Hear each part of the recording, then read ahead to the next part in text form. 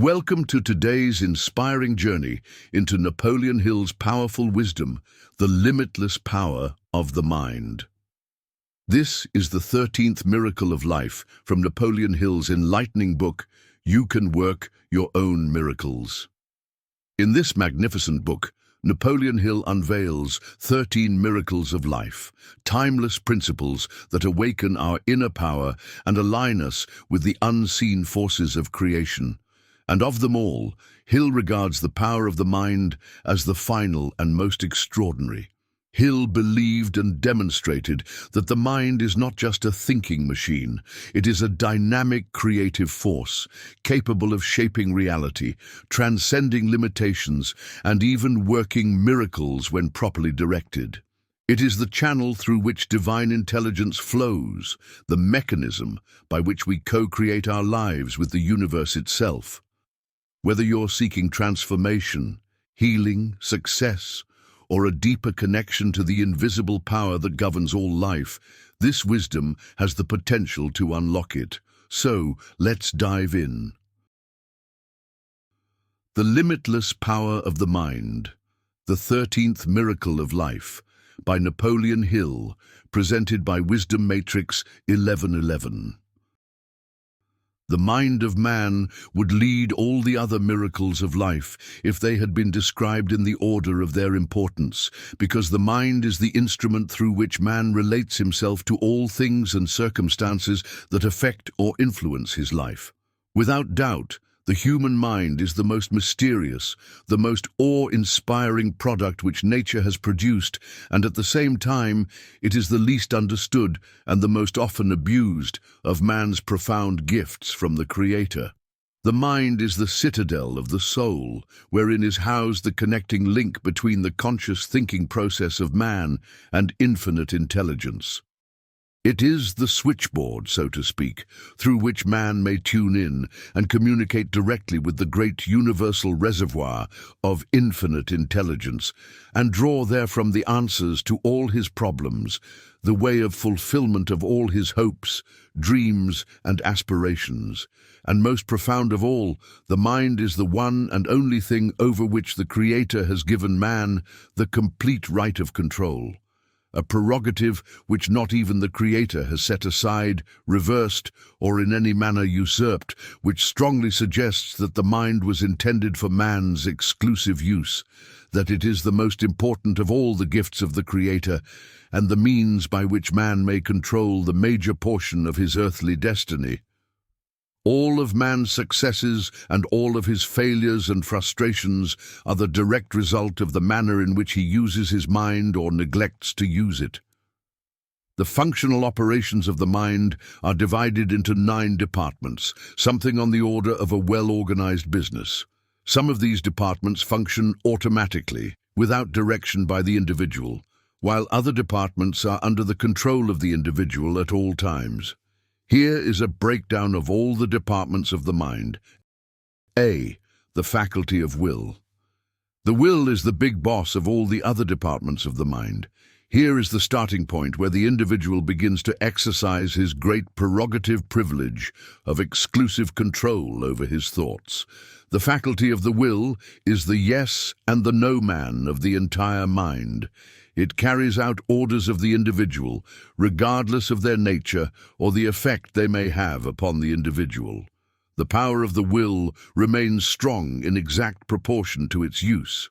An idle will, like an idle arm, will become soft and weak. B. The faculty of reason. The faculty of reason is the presiding judge of the mind. When directed or permitted to do so, it will pass judgment on all ideas, aims, desires, purposes and circumstances which the individual brings to its attention.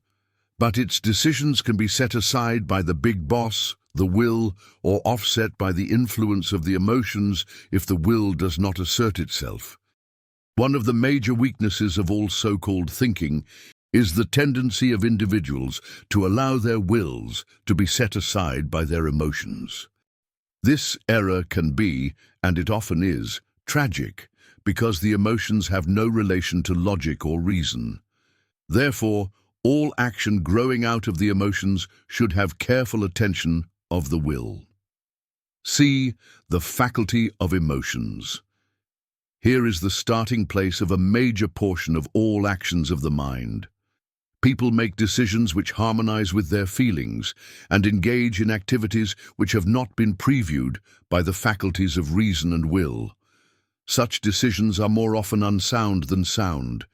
The most common reckless use of the emotions, without due attention from the faculties of reason and will, originates through the emotion of love.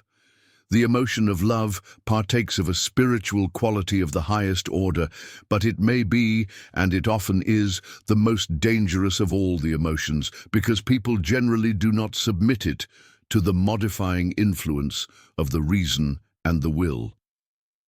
Accurate thinkers, people who use all the departments of their minds in the process of thinking, never allow the emotion of love to express itself until its actions have been carefully looked over by the reason and the will. Moreover, the accurate thinker submits all of his deepest desires, plans and purposes to his departments of reason and will to make sure that his eagerness and enthusiasm do not overthrow his wisdom. And his emotion of love is always under constant suspicion, lest it get from under his control. D. The faculty of imagination. This faculty is the architect of man's soul, through which he may pattern his own earthly destiny to suit himself and change or modify that pattern as often as he pleases. With the aid of his imagination, many may penetrate the interstellar spaces of infinitude with the speed of lightning, conquer the air above him and the seas below him, and create a million ideas and concepts of benefit to himself by merely combining in new ways old ideas and concepts. Through his imagination, man may combine fantasy with realism and shape these into living empires of industry which change the entire trend of civilization. Nothing is impossible of accomplishment by the imagination, which is guided by the faculties of will and reason, but unbridled imagination can play havoc with an individual's life. And it has been said that when the emotion of love and the imagination get together and go on an unchaperoned spree, the individual may never recover from the damage they do.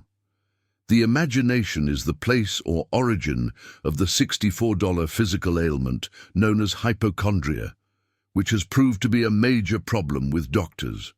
It may also be the place of origin of the cure for hypochondria, and there are many reliable authorities who claim that the imagination exercises such powerful influence over the physical body that it can activate the body resistance mechanism and cause it to eliminate many types of real physical ailments. The imagination is a great institution whose potentialities are practically unlimited, but it is a very tricky institution which requires constant supervision by the faculties of the reason and the will. It may be helpful if you will read the preceding sentence many times until you become impressed by the potency of the suggestion it carries. E. The faculty of conscience. Here we have the department of the mind which gives moral guidance to the individual. If allowed to function without interference, the conscience carefully processes all of the individual's aims and purposes and warns him when they do not harmonize with the moral laws of nature. This warning ceases, and the conscience eventually goes out of business altogether if the individual fails or neglects to heed its warnings.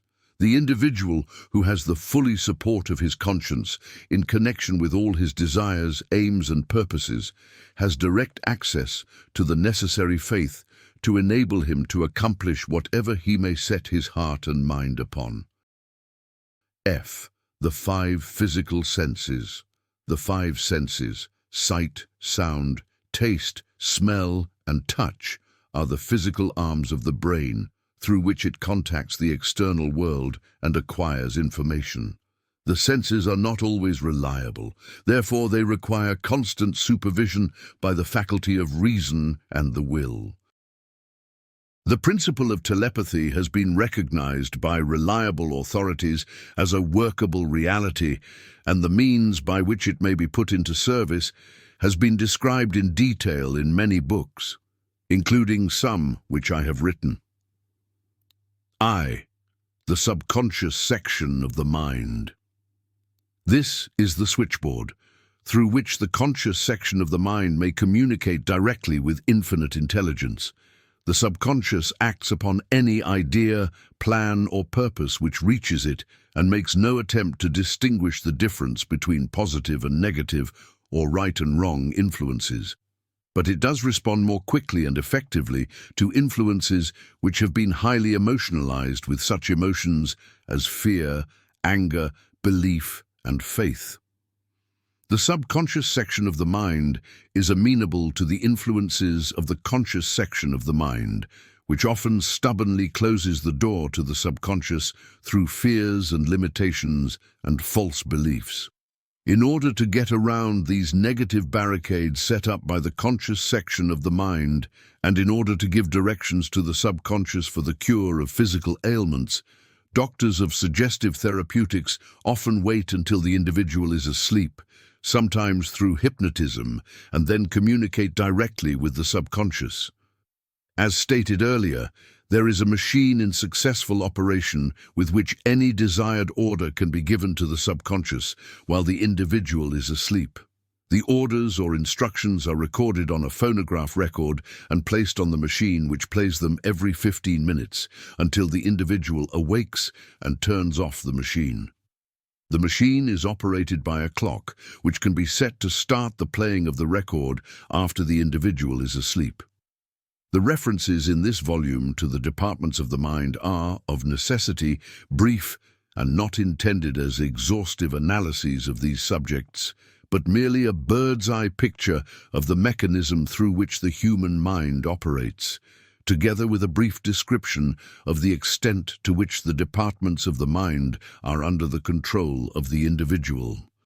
We would emphasize that all thought, whether it is negative or positive, sound or unsound, tends to clothe itself in its physical equivalent, and it proceeds to do so by inspiring the individual with ideas, plans, and purposes for the attainment of desired ends through natural and logical means. After thought on any subject becomes, through repetition, a habit, it is taken over and automatically acted upon by the subconscious. It may not be true that thoughts are things, but it is true that thoughts create things, and the things thus created are strikingly similar to the nature of the thoughts from which they are fashioned. It is believed by many people who are competent to judge accurately that every thought which one releases starts an unending vibration with which the one who releases it will have to contend later. That man himself is but the physical reflection of thought put into motion by infinite intelligence. It is also the belief of many that the energy with which people think is but a projected portion of infinite intelligence which the individual appropriates from the universal source through the equipment of the brain. We have now reached the point at which we shall begin the explanation of the means by which one's mind may be conditioned for dentistry, major surgical operations, or any other unpleasant experience which one may have to face. The conditioning of the mind must be done entirely through the subconscious section of the mind. Therefore, let us have a further look at the means by which the subconscious may be reached and directed to any desired end at will. You cannot entirely control your subconscious mind, but you can voluntarily influence it to act upon any desire, plan, or purpose which you may wish translated into concrete form. The subconscious never remains idle. If you neglect to keep it busy with desires of your own choice, it will feed upon the thoughts inspired by your environment, especially those associated with the things you do not want, the things you fear or dislike. Whether you recognize it or not, you are living daily in the midst of all sorts of thought impulses which are reaching your subconscious mind without your knowledge. Some of these impulses are negative, some are positive. You are now about to be informed how to shut off the flow of negative influences which reach and influence you, and the means by which these negative influences, including all fears, may be supplanted by desires, plans and purposes of your own choosing, including, in particular, the means of mastering physical pain. When you master the technique you are about to receive and learn to apply it, you will possess the key which unlocks the door to your subconscious mind, and you will control that door so completely that no undesirable thoughts or influences can pass through it. Before we describe the method of approach to the subconscious mind, you should recognize that there are two doors to your subconscious. One door opens outward toward the physical world in which you live, and that world can be entered only through that door. The other door opens inwardly and connects directly with the great universal reservoir of infinite intelligence. It is through these two doors that prayer operates. It is through these two doors that one's hopes, desires, and plans may be fulfilled through definiteness of purpose and a burning desire for its realization. It is through these two doors that all of one's fears, doubts, and discouragements are translated into the miseries of life, if the conscious mind is allowed to dwell upon these undesirable conditions. Every thought one sends to the subconscious mind because of one's neglect to process and reject negative thoughts inspired by one's environment is automatically accepted by the subconscious and acted upon. One of the greatest of the inconsistencies of mankind is the fact that the majority of people go through life with their minds devoted largely to thinking of all the things and circumstances they do not wish: poverty, failures, ill health, unhappiness, and physical pain. And they then wonder why they are cursed with all of these undesirable conditions. The mind attracts to one the exact material equivalent of that which one thinks about most often. Along with this statement of fact, remember that the Creator provided every normal person with complete, unchallengeable right and power to control and direct his mind power to whatever ends he may choose, and you will have no difficulty in recognizing that all undesirable circumstances one meets with are the results of neglect to take possession of the mind and to guide it to the ends one desires. Hypochondria, the doctor's $64 word. Hypochondria means imaginary physical ailment. It is a conservative statement to say that this ailment gives doctors and dentists more trouble than all the real ailments known to mankind. The fear of ill health and its first cousin, the fear of physical pain, are inherited states of mind, and they constitute one of the 7 basic fears with which all people suffer at one time or another.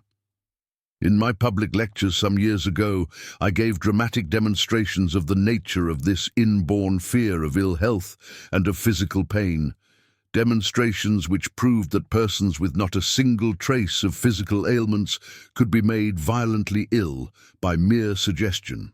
The technique by which this was demonstrated was very simple.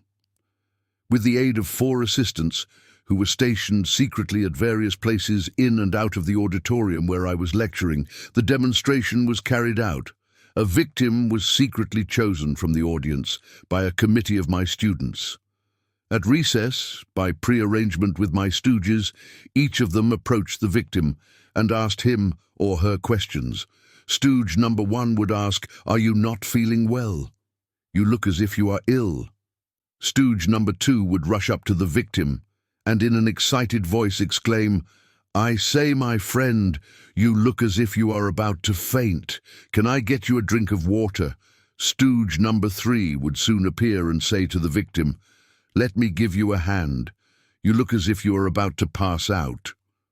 Then, turning to those who were looking one, he would add, "Here, folks, help me find a place for this person to lie down. He is ill." If the victim had not actually passed out by this time, he generally did so when the 4th stooge approached him, grabbed him by the arm and called, "Someone call a doctor quickly. This person needs attention." I performed this experiment many times and never failed to make the victim temporarily ill. Finally, the person chosen for the experiment, a man about 30 years of age, so completely passed out that he had to be hospitalized for a short time. The doctors finally convinced him that he had been the victim of an experimental hoax.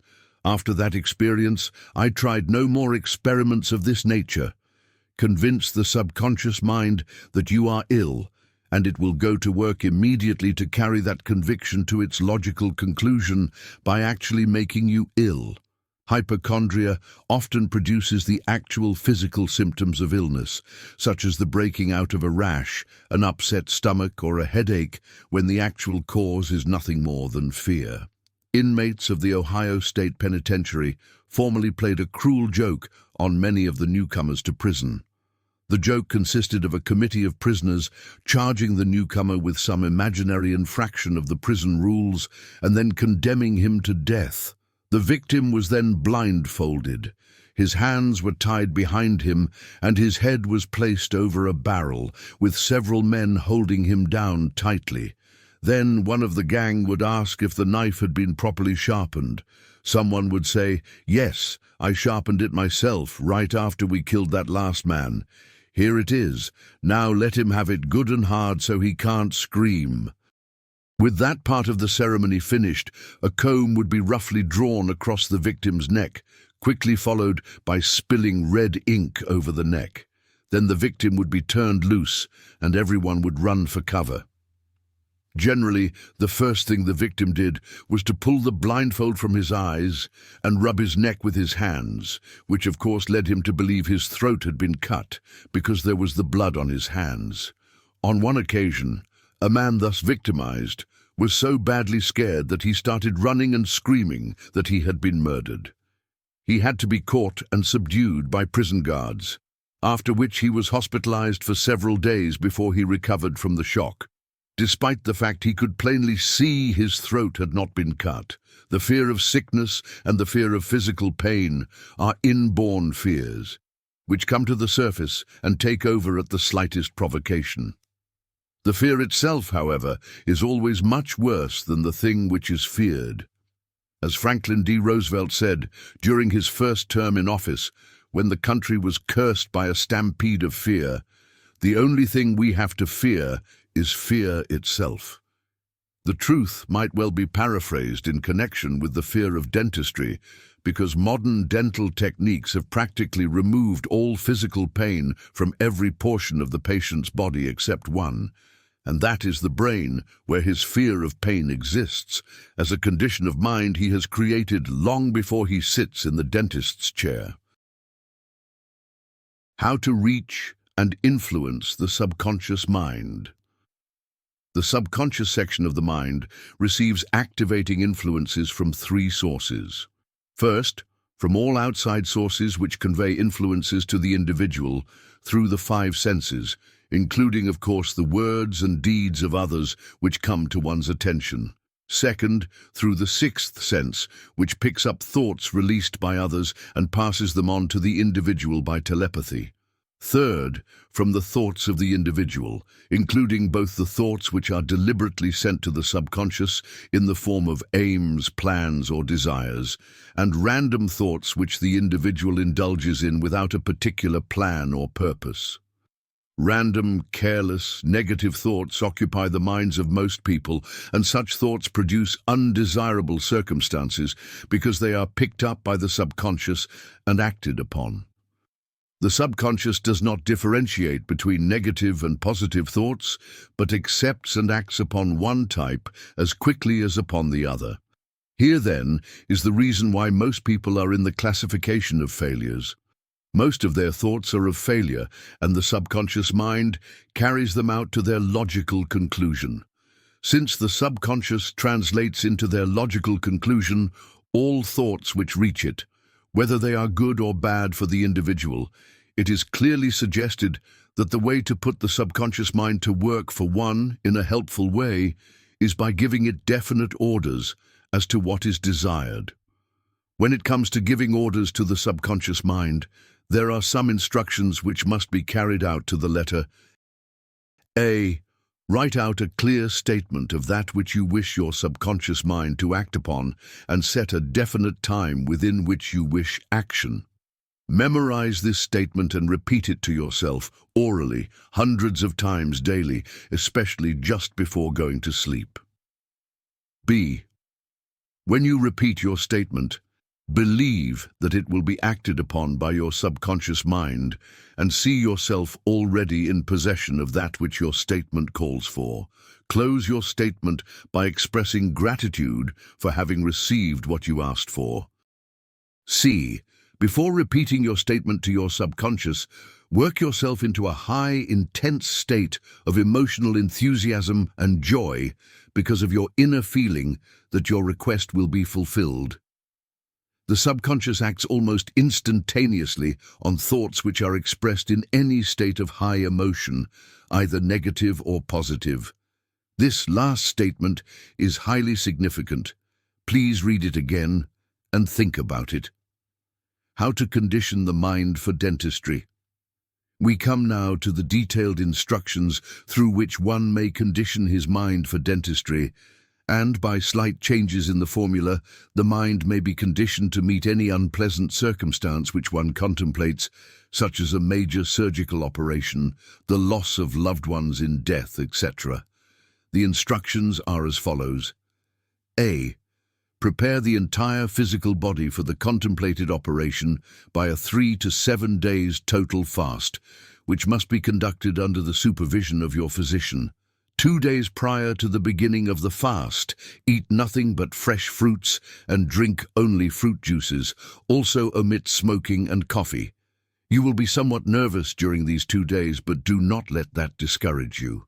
At the end of the 2 days, begin your fast and take nothing into your system except water with 2 or 3 drops of lemon juice added to each glass. Drink all the water you can, as many as 12 or more glasses each day.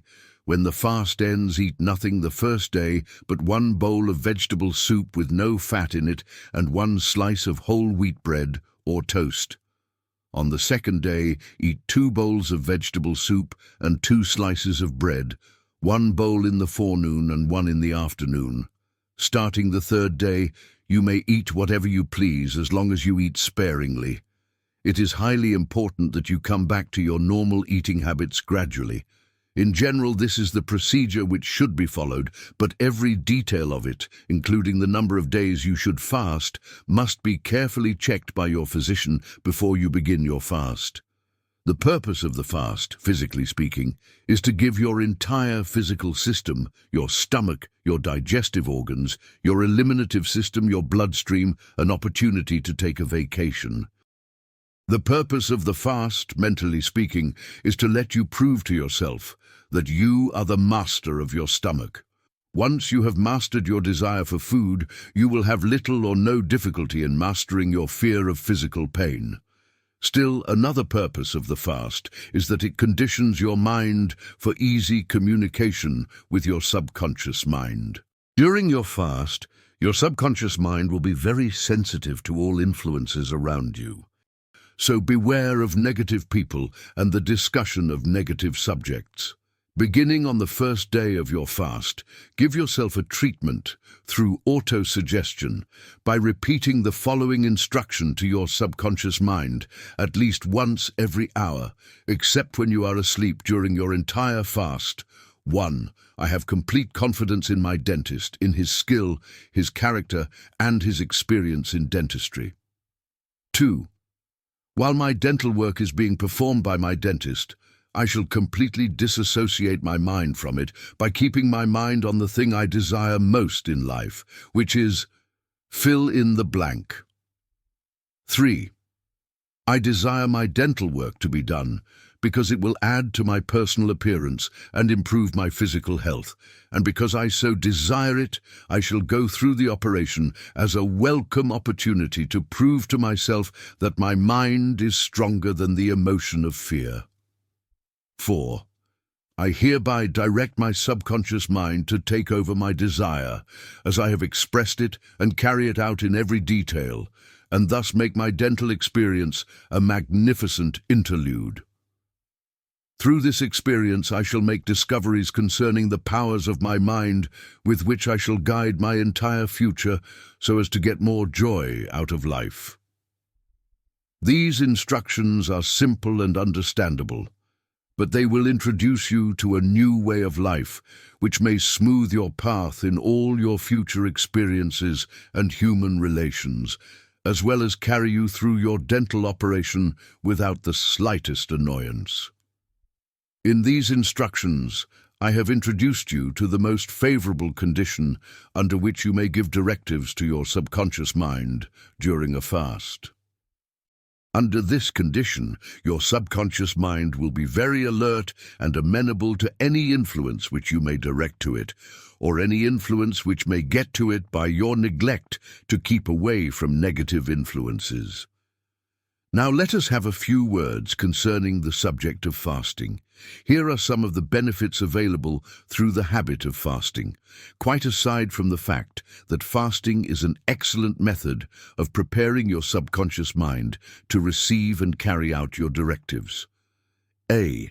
The habit of fasting, which should be carried out at least once or twice every year, tones up the entire physical body and aids it in building up bodily resistance to disease. B. Fasting provides an opportunity whereby one may easily break the habits of smoking and the drinking of coffee and alcoholic beverages. If you smoke or drink alcoholic beverages as a habit, you will have to learn the habit all over again after you go through your fast if you wish to smoke or drink again. C. Fasting brings one into very close relationship with one's spiritual powers, which is the major reason why directives given to the subconscious mind during a fast are so effective and operate so quickly. D. Fasting is an excellent habit for most neurotic and melancholic people who suffer with imaginary ailments, provided always that it is carried out under the supervision of a reputable doctor. Fasting is not child's play, and it never should be undertaken by anyone except by order of a doctor. Doctors in some schools of therapeutics successfully use fasting as a cure for many physical ailments. E. Fasting will not be difficult for those who follow the instructions I have here given and keep their minds busily occupied during the fast by giving directives to their subconscious minds. This is one of the major reasons for the habit of fasting, because it opens wide the gate leading to the subconscious mind, during which any desired instructions may be given to the subconscious. If you have never gone through a voluntary fast, you have a great treat coming to you when you first experience this practice.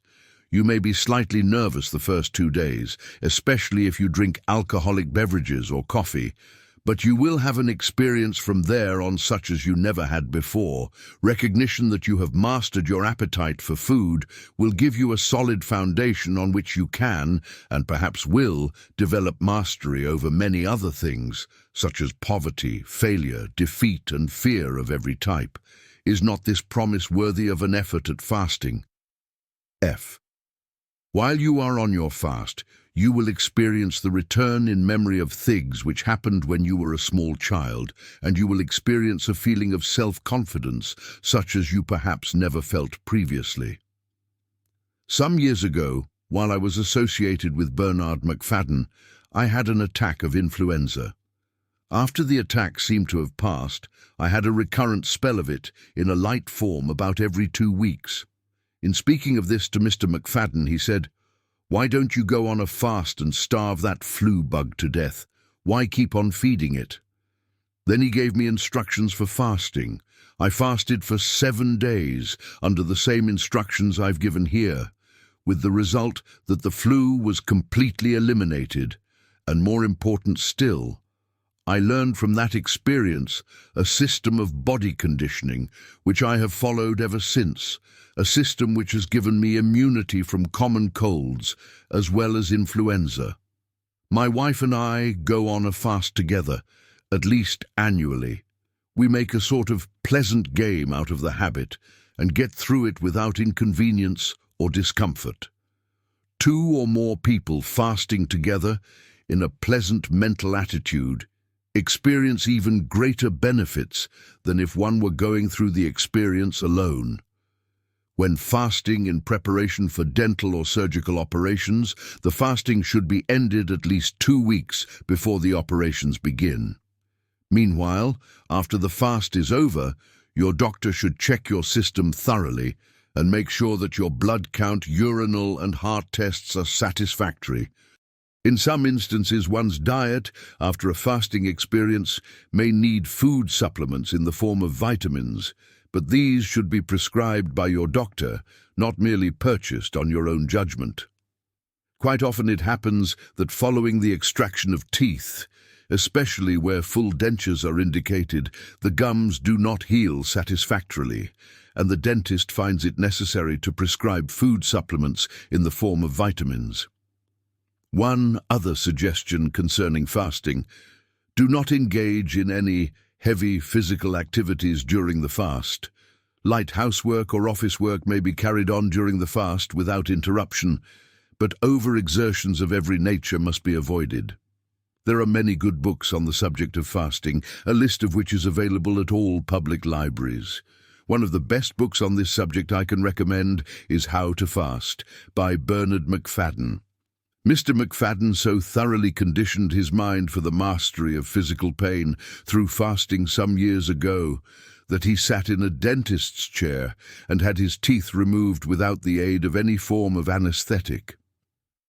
While this shows that pain can be mastered by mind control, I personally believe in anesthetics when it comes to a major surgical operation or the extraction of teeth. The procedure I have here described could be applied as well to the mastery of poverty and the attainment of opulence or financial prosperity as to the conditioning of the mind for dental surgery. One would need only to change the statement of purpose to fit whatever objective was desired. There are no limitations to the power of the mind, save only those which the individual establishes for himself or permits to be established by the influences outside of himself. Truly, whatever the mind can conceive and believe, the mind can achieve. Study well the 3 key words in the foregoing sentence, because they epitomize the sum and the substance of this entire chapter. Your success in the application of the mind conditioning formula presented in this chapter will depend very largely upon the mental attitude in which you apply it. If you believe you will get satisfactory results, you will get them. When you give directions to your subconscious mind, through the statement herein, which was prepared for that purpose, you may hasten success by repeating the statement in the form of a prayer, and thereby place the entire power of your religious belief back of your statement. The word belief is symbolic of a power that has no limitations within reason, and we find evidence of its influence wherever we find people who have achieved noteworthy success in any calling. Thomas A. Edison believed he could perfect an incandescent electric lamp, and that belief carried him successfully through the 10,000 failures before he got the answer for which he had been searching. Marconi believed the ether could be made to carry the vibrations of sound without the use of wires, and that belief carried him through many failures until he was finally rewarded by triumph and gave the world its first wireless means of communication. Columbus believed he would find land in an uncharted portion of the Atlantic Ocean, and he sailed on until he found it, despite the threatened mutiny of his sailors who were not so blessed as he with the capacity for belief. Madame Schumann-Heink believed she could become a great opera singer, although her singing teacher had advised her to go back to her sewing machine and be content as a seamstress. Her belief rewarded her with success. Helen Keller believed she could learn to talk, despite the fact that she lost her use of speech, sight, and hearing, and her belief restored her speech and helped her to become a shining example of encouragement to all people who are tempted to give up in despair because of some physical affliction. Henry Ford believed he could build a horseless buggy that would provide rapid transportation at a small cost, and despite the far-flung cry of crackpot and the skepticism of the world, he belted the earth with the product of his belief and made himself immensely wealthy. Madame Marie Curie believed that radium metal existed and gave herself the task of finding its source, despite the fact that no one had ever seen radium and no one knew where to start looking for it. Her belief finally revealed the source of that precious metal. When my son was born without ears, and I was told by the doctor who brought him into the world that he would be deaf all his life, I believed I had the power to influence nature to improvise a system of hearing for him.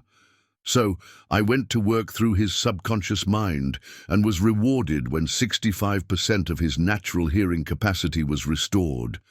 And when the time came for me to have all of my teeth extracted in preparation for dentures, I knew I could go through the operation without the slightest discomfort. I knew because times without number I had seen the human mind master physical pain and all other unpleasant circumstances which people meet from time to time. I knew because I had learned from experience that my own capacity for belief could remove all obstacles which got in my way and set aside all of my self-imposed limitations. The most profound truth known to man is the fact that man alone has been given the inexorable privilege of controlling and directing his own mind to whatsoever ends he may choose. All other creatures come into life bound by a patter of instinct which they cannot change and beyond which they cannot act.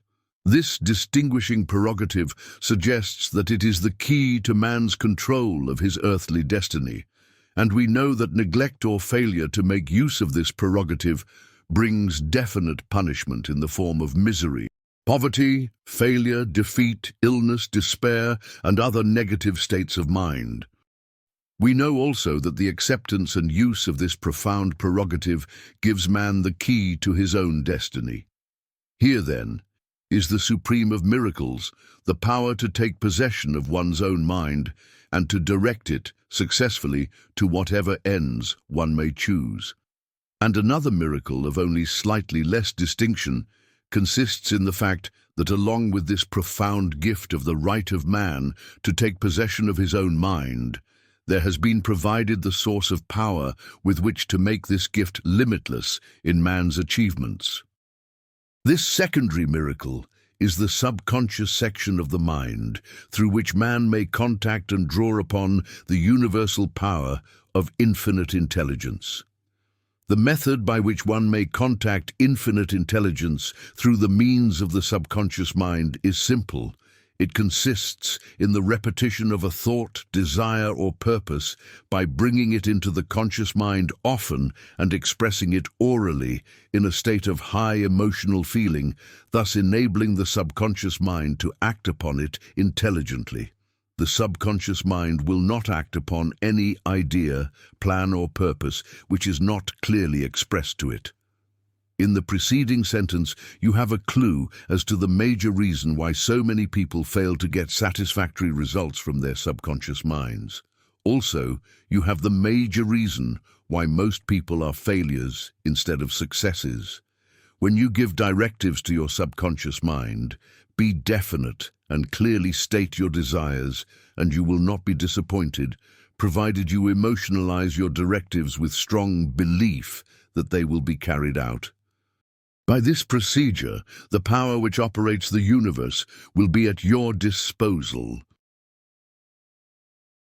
And that concludes our exploration of the limitless power of the mind.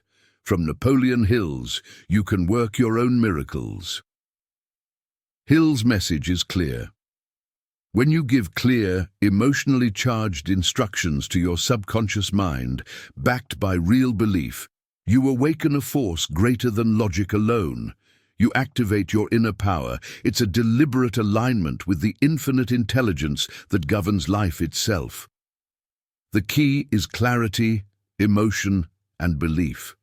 With these, your subconscious becomes a powerful partner to work your own miracles, and the universe starts to align with your desires. Thank you for tuning in to Wisdom Matrix 1111, liking the video, sharing, and subscribing. Until next time, peace.